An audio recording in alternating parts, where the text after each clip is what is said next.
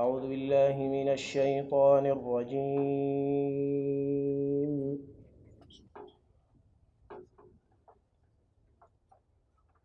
إنما إلهكم الله الذي لا إله إلا هو وسع كل شيء علما كذلك نقص عليك من أنباء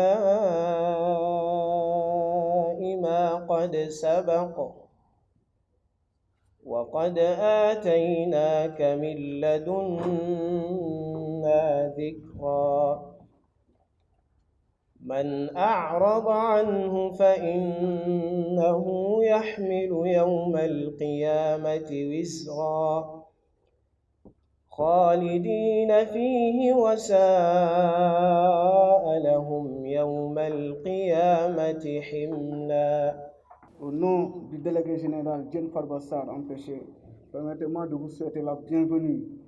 à Diamniadio, au pôle urbain de Diamniadio, terre d'opportunités, porteuse des ambitions du président de la République, son Excellence Macky Sall, pour construire une ville nouvelle qui symbolise la dynamique d'émergence dans laquelle il a inscrit le Sénégal. C'est le lieu de dire la pertinence du projet qui nous réunit aujourd'hui et dont nous allons proposer avec le ministre de l'Enseignement supérieur, de la Recherche et de l'Innovation la première pierre. L'Université africaine moderne vient combler un besoin important, c'est la formation supérieure et l'insertion des diplômés en arabe. Alhamdulillahi Rabbil Alamin. Wa salli Allahumma wa sallim ala abdika wa rasulika nabiyyina Muhammadin wa ala alihi wa ashabihi ajma'in. Mbokk yi fi teew, ministre de l'enseignement supérieur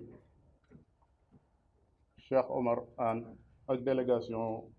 forte bi nga xam ne moom la àndal, ambassadeur u Palestine bi nga xam ne moo jiite tey mboolem diplomate yi nekk Sénégal, mbokki jullit yu góor yi ak yu jigéen yi. ñu may ma tuuti ci kàddu gu gàtt gi ma tàmbalee ci li gën ci li ñuy tàmbalee mooy sant sunu borom tabaraka wa taala ci ay xéewalam yoo xam ne am na fu mu tàmbalee waaye amul fu mu yem. gannaaw loolu ñu jagleel ak cant njiitul réew mi président Macky Sall ci taxawaayam bu rafet, taxawaayam bu fullawu, taxawaayam bu ñu seede man koo seede ci kanam bindeef yi, man koo seede ci sa kanam sunu borom lu jiitu loolu, ci liggéey bu rafet boo xam ne liggéey na ko ci projet bi ñu nekk ba mu agsi fii mu agsi tey. gannaaw boo xamee ne fekk nañu sonn ci ay at yu yàgg-yàgg. danañ ko sant ci loolu, waaye danañ ko santaatit ci bi nga xamee ne moom ci boppam am na ngàntul teew, mu délégué koo xam ne moom liggéey bi ci ñaari anam. genn anam gi mooy li ñu tudde enseignement supérieur tey ci Sénégal ci suufu kilifteefam la nekk. kon liggéey bi ñu liggéey mooy kilifa ak liggéey bi, waaye mu amaat leneen loo xam ne da ko cee boole te gën koo dëgëral, muy ay reen, ndax moom ci boppam doomu daara la. kon nag doomi daara bu jógee jiite si jataay boo xam ne la ko lal mooy daara, ñi ko jiite ñooy waa daara, kon ka ko fa yebal li mu def xam na ko. fi ma taxaw tey nii président de la république Macky Sall moo ma wax ci boppam ak lu mu mënta nekk naa fi taxaw tey représenté ko. président bu waxee ministre demal ba fenn, ministre bi day dem, amul leneen lu muy def. mais bu la nee da nga fay taxaw ak lu mu mënti doon, loolu day wane rek que ne projet bi projet bu ko soxal la. mu dolli si ne moom naa ko waxal docteur que mu ngi ci wetam et que ñun jox nañu instruction nañu nekk ci wetam te ñu gaawantu ci ñu sabab ci li muy ñuy laaj ñu def ko ma koy ne président nee na mu ngi lay sant di la gërëm parce que sa taxawaay ku nga xam ne africain la panafricaniste la te fi nga taxaw foofu la ñu war a taxaw parce que mooy jàppale suñuy ndaw pour que ñu mun a am nu ñuy dundee mooy ñu am xam-xam parce que lépp ci xam-xam la basé wu. Monsieur le ministre de l'Enseignement supérieur représentant le président de la République, Monsieur le directeur de l'École supérieure africaine d'études islamiques, honorables chers et autorités, chers invités, cela m'est un honneur de m'adresser en ce jour mémorable dans l'histoire de l'enseignement de notre pays pour vous souhaiter cordialement la bienvenue à cette cérémonie de pose de première pierre de l'Université africaine moderne. Cependant, j'aimerais tout d'abord évoquer les efforts consacrés par son éminence, professeur Mohamed Ahmed Lo Hafidahullah, qui ont abouti à la mise en place d'un édifice scientifique charmant les loisirs d'assoiffés de savoir, en l'occurrence l'École supérieure africaine d'études islamiques, qui a jailli en lumière dans l'obscurité qui jadis a hanté les diplômés d'études secondaires, notamment les arabophones. Combien sont les étudiants n'ayant pas obtenu de bourse étrangère à qui elle est venue à la rescousse, qui étaient plus que confus après l'obtention du baccalauréat, éprouvant en vain le grand souci de trouver une université qui peut les accueillir en études supérieures. Dans cette lancée, depuis sa création, elle propage la science et a produit jusque-là plus de 4000 diplômés en licence et en maîtrise qui servent aujourd'hui leur pays un peu partout dans le territoire et dans différents domaines. C'est avec un réel plaisir que je procède ce matin à la pose de la première pierre de l'Université africaine moderne qui viendra renforcer notre dispositif d'enseignement supérieur diversifié. L'extension de l'École supérieure africaine d'études islamiques,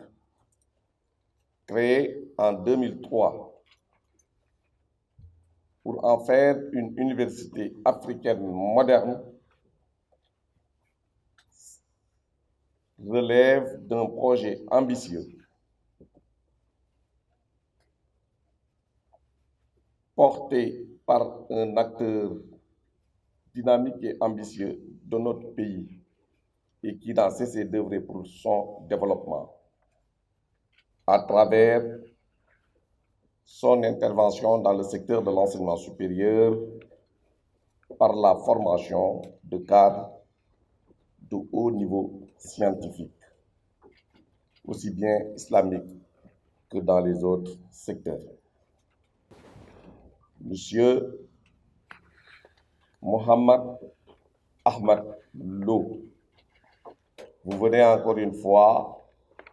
de démontrer que vous croyez au savoir. L'Université africaine moderne, dont le dispositif repose sur la formation de jeunes Sénégalais et Africains dans les langues arabes, françaises et anglaises, sera un outil performant pour mettre notre continent dans le chemin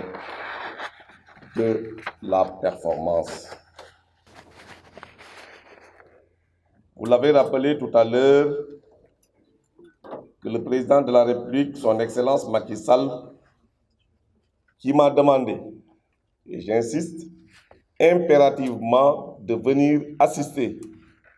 de représenter à cette cérémonie d'aujourd'hui, m'a demandé de vous dire qu'il sera votre compagnon dans ce projet, qu'il vous accompagnera et qu'il nous a instruit en tant que ministre du gouvernement de vous accompagner et d'être très réactif pour cela. bu loolu jàllee mbokk yi ñu xam ne projet bi di université africaine moderne nga xam ne moom la ñuy pose première pierre am tey dikk na ci aw waxtu woo xam ne yaakaar nañ ne waxtu wuñ ko aji woo lool la ci sun réew mi wala ci sun gox bii sax di Afrique soowu jant ndax kat béréb la nekk boo xam ne njàngum lislaam mi ak arab bi yaatu na fi lool ba tax na at mu nekk dañuy génne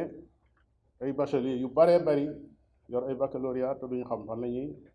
defe ci seen enseignement supérieur ñu yëg ne loolu participation war na cee am boo xam ne duñ toog di séentu rek état waaye askan wi ci seen bopp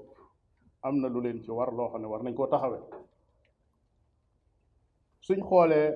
suñ gox yi ñu nekk ci Afrique xoolaay bu xóot danañ yëg ne bokk na ci li ñu gën a aajowoo tey njàngum xam-xam ak yar ak formation loolu aajowoo nañ ko lool ca nam gën a yaatoo nag loolu moo tax université bii ñuy wax nii dañoo bëgg mu nekk saafara ci jàngoro joo xam ne ju taxaw la dañoo bëgg mu mën a participer ci développement durable boo xam ne bu ñëwee waxuma askan wi waaye ba ca kanam dana mën a faj lu baree bari ci ay jàngoro yoo xam ne sun askan wi ñu ngi jànkonte ak moom dañoo bëgg mu participer bu baax a baax ci njàngum sharia ak kàllaam ak arab ci ab faculté boo xam ne loolaa koy tax a jóg waaye ci wàllu yar muy éducation itam mu jox ko yitte ji mu ko war a jox ci beneenu faculté boo xam ne loolaa koy tax a jóg waaye lu jëm ci wàllu informatique ak nouvelle technologie bi nga xam ne jamono laaj na ko mu jox ko yitte moom itam ci département wala faculté boo xam ne bu spécial la boo xam ne loolu moo ko tax a jóg waaye ci xam-xam bu aju ci administration aju ci finance loolu askan yi aajowoo nañ ko ndaw ñi aajowoo ko mu jagleel ko moom itam benn faculté boo xam ne danañ ko mën a jàng lépp lu aju ci wàllu finance moo xam finance islamique la wala finance classique ñu mën ko faa jàng ba mën faa jële xam-xam yooyu yemul foofa waaye ànd ak benn institut boo xam ne pour formation professionnelle la ñu war faa jàng ay métiers yu bari yoo xam ne su boobaa ndaw ñi jàng arab ak ñi jàng français ñoo ciy yem diplôme ba ñuy laaj ku jàng ba àgg ca rek boo ko dugalee mën nga bokk ci ndongo yi jële seen formation ci biir daara joojee moo xam ministère yi nga fa bëgg a jàng wala électricité wala wàllu tabax nga fa bëgg a jàng wala plomberie sax wala sax nga bëgg a nekk ab mécanicien xeet yooyu yëpp dañ koo xalaata tër parce que yéene jàng ci béréb bi ci diir boo xam ne du yàgg lool waaye nit ka day génn mën a liggéey ci état wala mu dem liggéeyal am réewam ci geneenuk anam من أعرض عنه فإنه يحمل يوم القيامة وزرا خالدين فيه وساء لهم يوم القيامة حملا يوم ينفخ في الصور ونحشر المجرمين يومئذ زرقا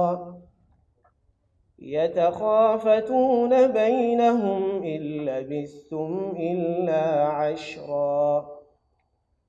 نحن أعلم بما يقولون إذ يقول أمثلهم طريقة إن لبثتم إلا يوما ويسألونك عن الجبال فقل ينسفها ربي نسفا فيذرها قاعا صفصفا